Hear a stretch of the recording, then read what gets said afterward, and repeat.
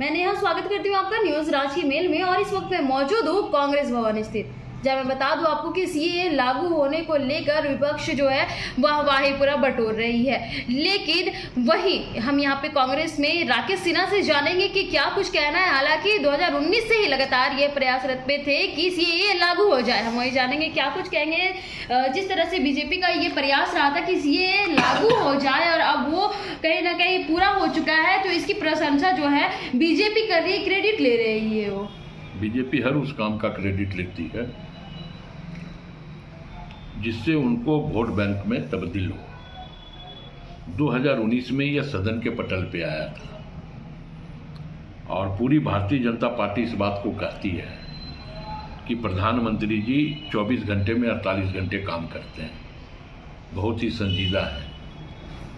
तो आखिर प्रधानमंत्री जी की संजीदगी यह बताती है कि 4 साल 3 महीने लग गए इसको अधिसूचना इसका जारी करने में, और वो भी उस वक्त जब चुनाव का रणभेदी बच चुका है।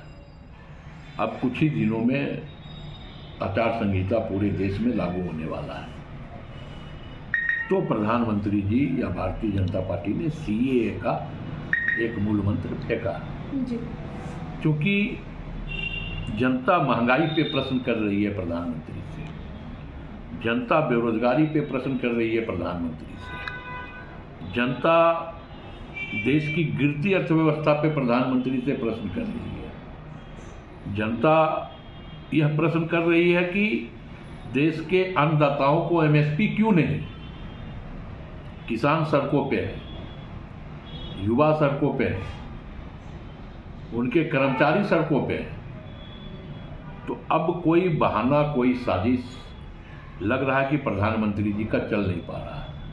और जिस प्रकार इलेक्टोरल बॉन्ड में सुप्रीम कोर्ट ने कड़ी फटकार लगा दी, तो पूरी की पूरी भारतीय जनता पार्टी की कलई खुल गई, पोल खुल गई। इसको छिपाने का यह एक षड्यंत्र और साजिश फिर से रचा गया, सीएए को अभी लागू करने का नोटिफिकेशन जारी करके।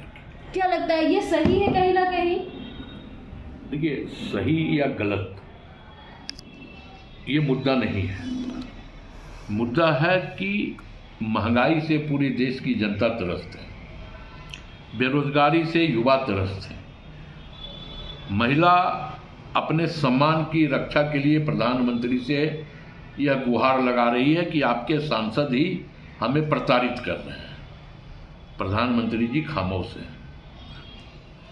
तो देश का जो ज्वलंत मुद्दा है, सिर्फ वोटों का ध्रुवीकरण करना और सत्ता हासिल करने की दिशा में प्रयास करना, यह कहीं ना कहीं लोकतंत्र के लिए भी ठीक नहीं है। जी, अभी रांची में धारा 144 लागू हो गई है। धारा 144 प्रशासन ने लगाया है और प्रशासन अपना काम करता है। प्रशासन को अगर किसी प्रकार का कोई इनपुट मिलता है तो उस पर प्रशासन जो है कार्रवाई करती है, और उसी मसले पे यह कार्रवाई की गई। अंबा प्रसाद की कई ठिकानों पर छापेमारी चल रही है ईडी की, और उसमें सीओ के भी यहाँ संलिप्त है। ईडी की छापेमारी यह कोई नई बात नहीं है।